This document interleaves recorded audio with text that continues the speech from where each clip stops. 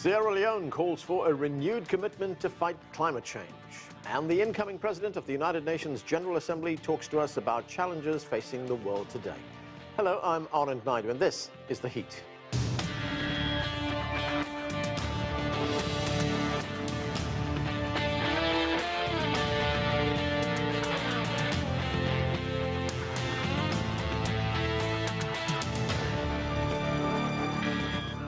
The coronavirus pandemic, intensifying climate change, and a global economic downturn, all topping the agenda at this year's United Nations General Assembly. We will talk to the president of this year's UNGA, but first, my interview with Sierra Leone's president, Julius Maada Bio. We spoke about a wide range of issues, from climate change to COVID-19 to relations with China. Let's watch. Mr. President, thanks for joining us. The COVID-19 pandemic has swept across the world. It has affected every country, including yours. It's now almost into its second year, the pandemic. You have called for global solidarity in fighting COVID-19. What is the situation in Sierra Leone right now? At the moment, it's relatively calm. We have been able to put successive waves of COVID-19 under control. At the moment, we are considered a relatively safe country, and our numbers are quite good in terms of the case fatality ratio. So I will say that there is no immediate threat. Our response has been very effective in dealing with different waves of COVID-19. Yours is a relatively small country with a population just under 10 million. How has COVID impacted the country? We are managing it, but it has definitely impacted. It was going to impact us more negatively, especially with our drive for education. But we were very smart with it, using our experience from Ebola. We kept the schools going. We were able to get the kids to take all their exams. So, relatively speaking, we have coped very well. But of course it did, because at one point in time we had to stop one part of the country from traveling to another part so that we can find a way to disrupt the chain of infection. What is the rate of vaccinations in your country, and are you getting any outside assistance with that? For the most part, yes. What we've had so far has been through the COVAX facility, and in addition, we've had some support from, of course, Sinopharm. China supplied, was the first to actually supply. And then France has, and the United States has. We have Johnson & Johnson. So yes, we have had some support with that, far below what we need as a nation. But we have been able to vaccinate just a little over 1% of our population, so to speak. We need to ramp that up. And it is not because the people don't want it, but because we don't have the quantities that are needed for us to vaccinate all our people. So the issue right now is access to vaccine? Access to vaccine is a big problem. Would like to vaccinate as many people as possible, but we don't have the access to vaccines at the moment. I want to turn now to the other big global challenge, and that, of course, is climate change. How vulnerable is a country like Sierra Leone to climate change? Well, we are considered as one of the most vulnerable countries to climate change. And we've had a few bouts of that. We had a serious mudslide as a result of incessant rainfall 5 years ago, I think. And we continue to watch for that, because we know we are considered to be one of the most vulnerable countries in the world. Yeah, I remember those rainstorms. In fact, you suffered several hundred casualties at that time. The United Nations, as well as other international forums, have called for the implementation of mitigation measures to combat climate change. And I'm wondering, how difficult is it for a country, a low-income country like Sierra Leone, relatively small, to make this transition, to put these mitigation measures in place? We are making our own effort, but definitely it is always tough because adaptation measures are also extremely tough, because we want to move away from the use of charcoal and other forms of fear. But the cost, the cost of alternative fuel sources are beyond the reach of our people. So we continue to use charcoal and other forms of fuel. But again, we are making effort, because even we are shifting out from using upland farming methods to swamp, using the swamps so that we don't cut the trees. We are using the swamps, we are developing our swamps, the water system, so that we can use more of inland valley swamps to do agriculture rather than cut the trees. A whole host of activities, but we are going to need support, and that is what is not forthcoming at the moment. Yeah, what is it like for a country like Sierra Leone to make the transition to green new technologies? As you point out, these things are not cheap, they're very expensive. You have other challenges as well. You are a developing country, you are faced with the challenge of healthcare, housing, education, etc. Where does climate change fall in that priority list? The green energy is definitely not cheap, and that is where we need the support of developed nations to help us negotiate those deals. We want to go green. We want solar energy. We want to go LNG and other sustainable means. But they are very, very expensive for our countries at the moment. And the fight against the climate change issues must be done together. We need the support. It has to be collaborative. We need the bigger nations to know that we can make a contribution, and we should be given the support necessary for us to be part of that. Otherwise, it will never succeed. In just a few months, world leaders will be gathering in Glasgow for the COP summit on climate change. What are your expectations, and do you get the feeling that the voices of smaller countries, developing countries, are being heard at these kind of international gatherings? At the moment, no. I think that is what we have to insist on, because we should be heard.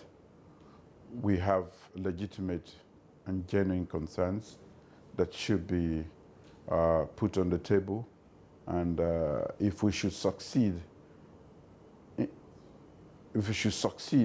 in actually addressing climate change issues, we need to make sure that we do it together.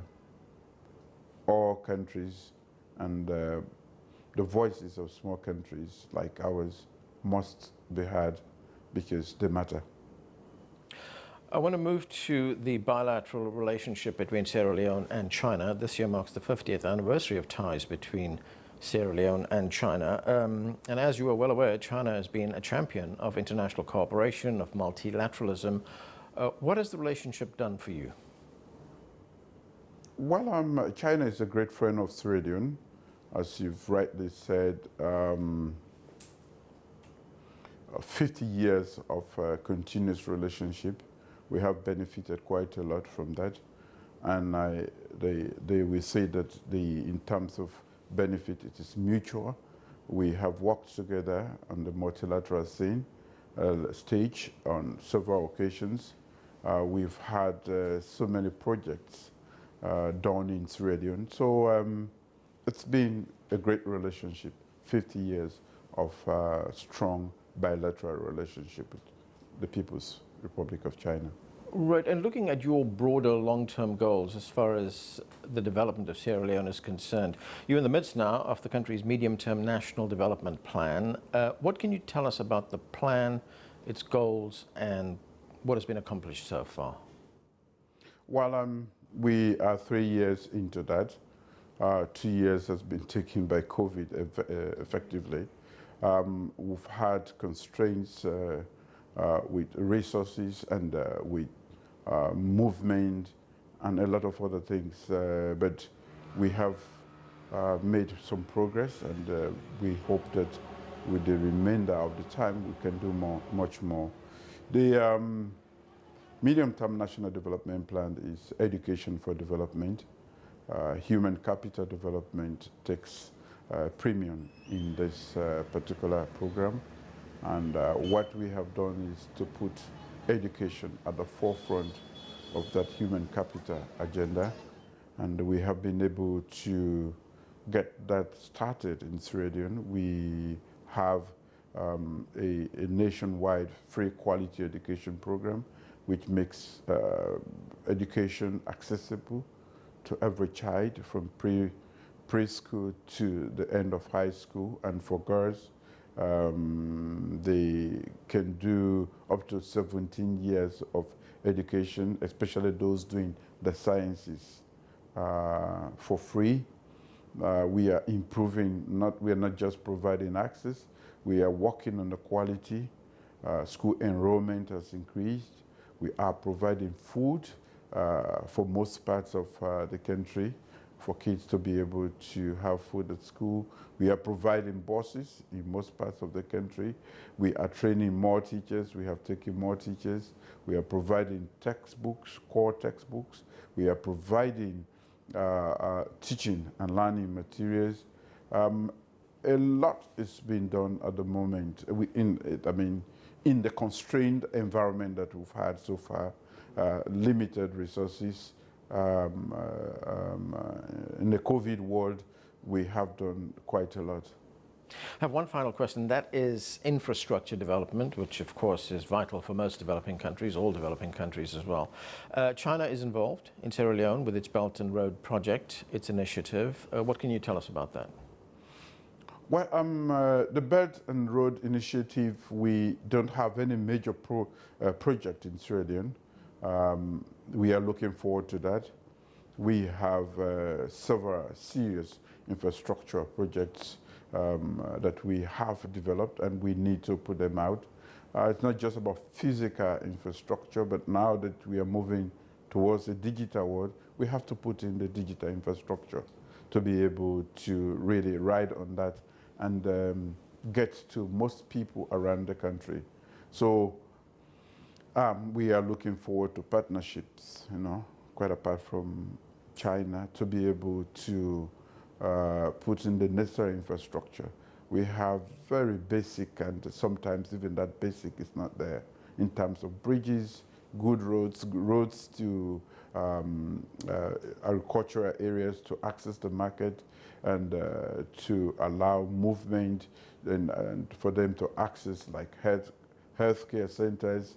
We have areas where in the rainy season it is not possible for one part of the country to move to another, without exposing themselves to serious dangers. So there's still room for development as far as infrastructure is concerned. Mr. President, thanks for joining us. You're welcome.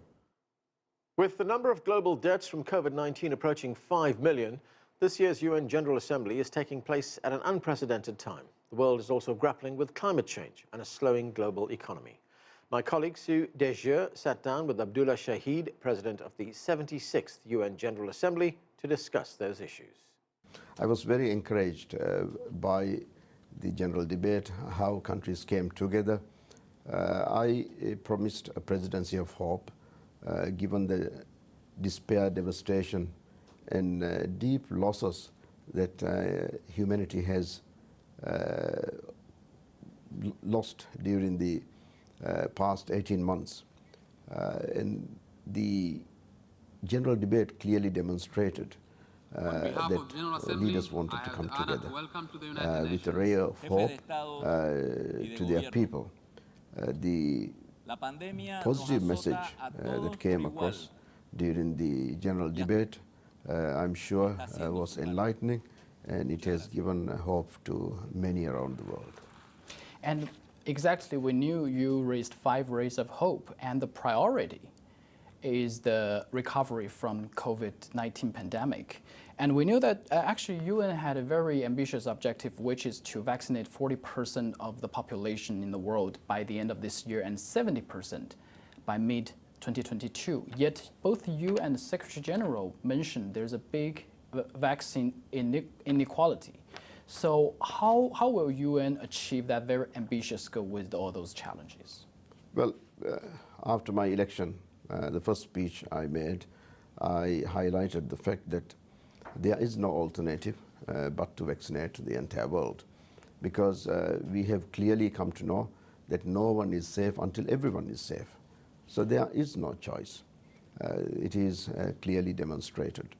So we have to make every effort to get to that point, achieve that target.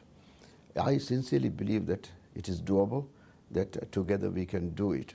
I'm encouraged by the fact that many leaders, even during the general debate, came out saying that they are ready to contribute to this effort. I will be convening in January next year a high-level meeting to bring countries together on vaccine equity. It is unforgivable that countries in Africa, for example, only 2 to 3% of the population have been vaccinated, whereas in the developed countries, we are already going for the 3rd jab. It is not correct.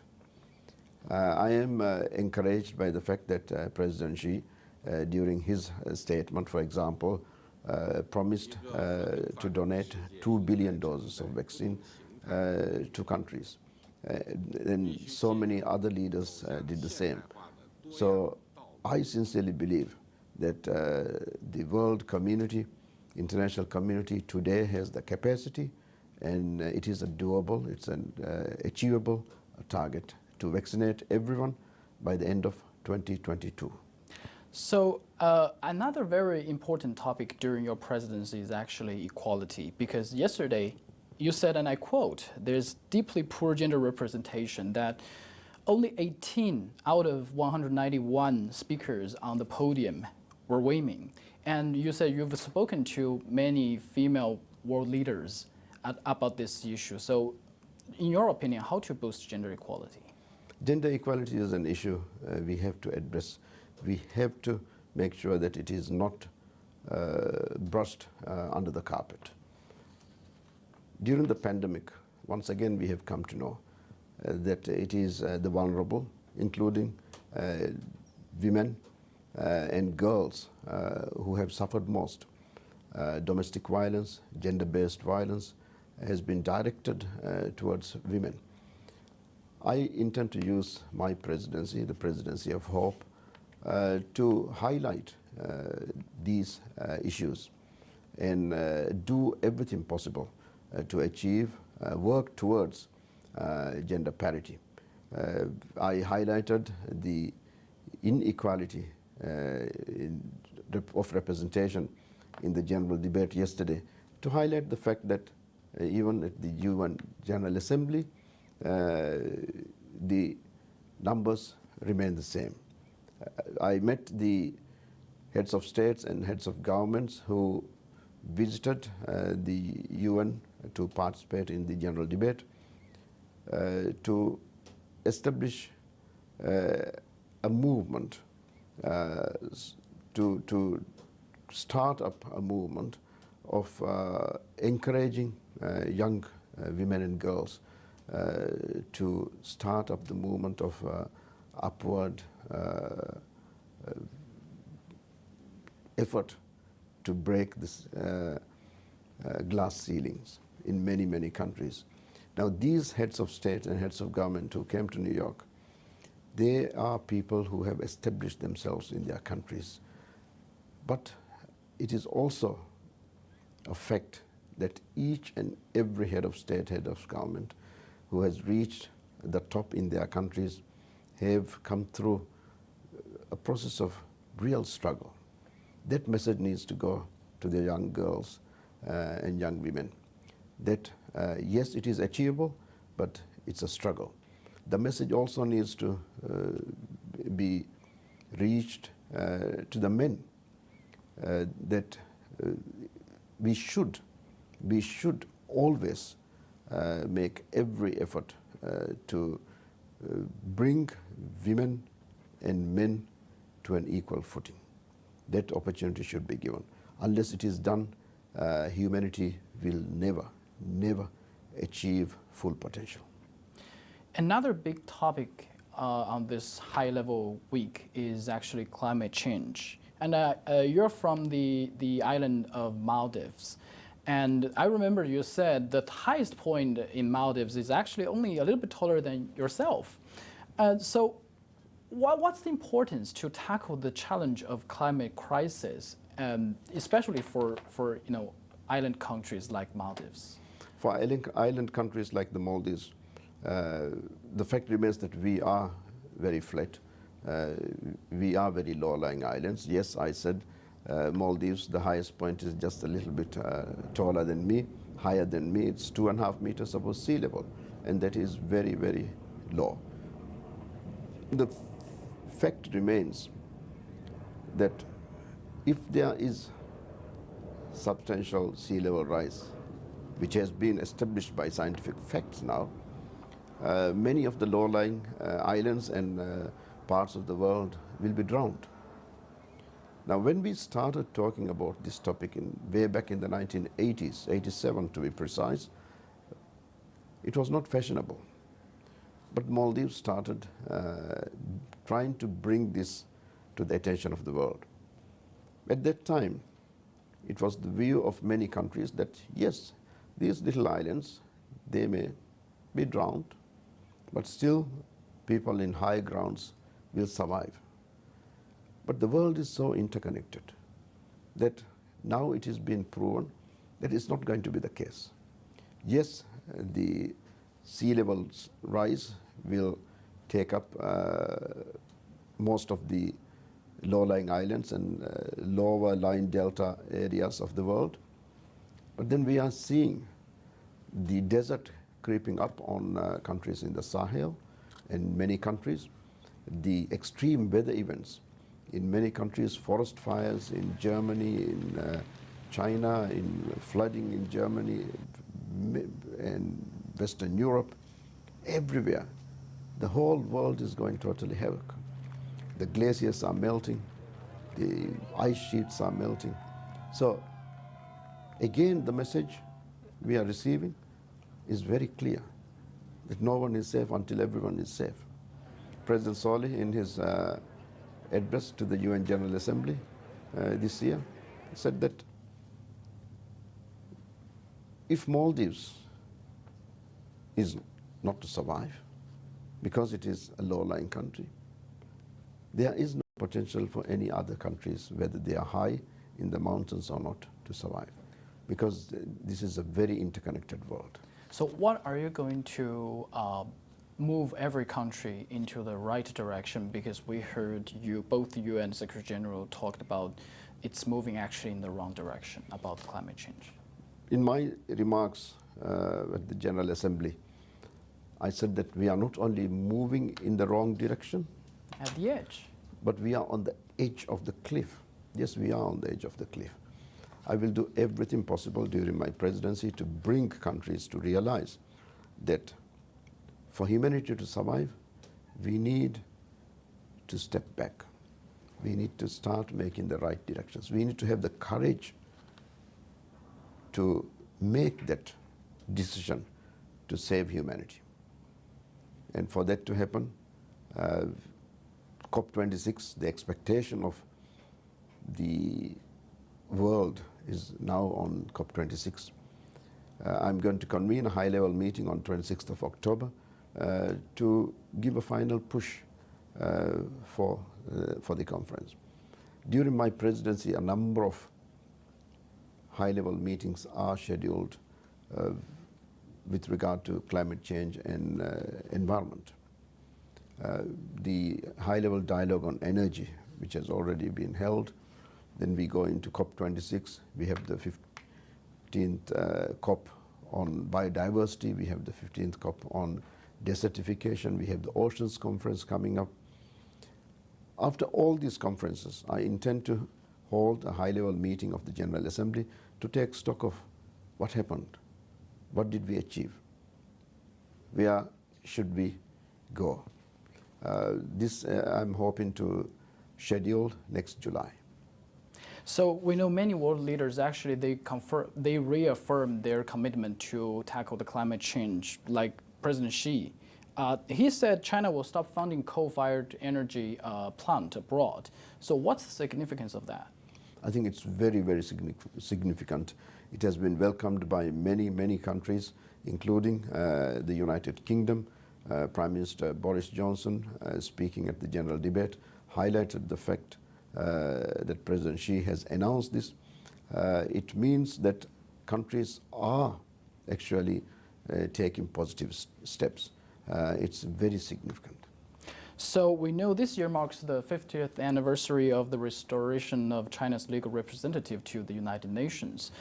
And what do you think is the role China played for the UN system, not only for UN system, but also for multilateralism? And what's your expectation for the future?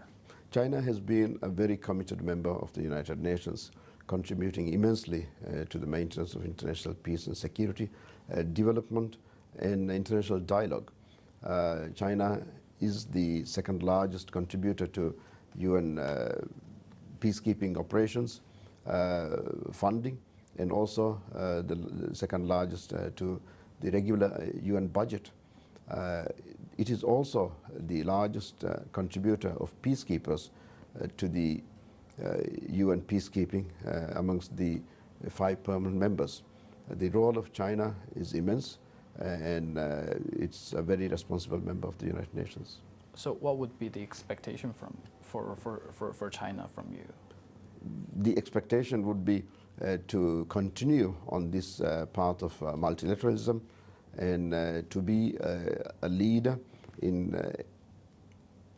on climate change, on multilateralism, on dealing with other issues that are confronting the United Nations and humanity today. That's all we have time for, but the conversation continues online. Chat with us about this or any other show on Twitter. We're at CGTN America, or visit us on Facebook. That's facebook.com/CGTN America. I'm Anand Naidu in Washington, D.C. Thanks for being with us.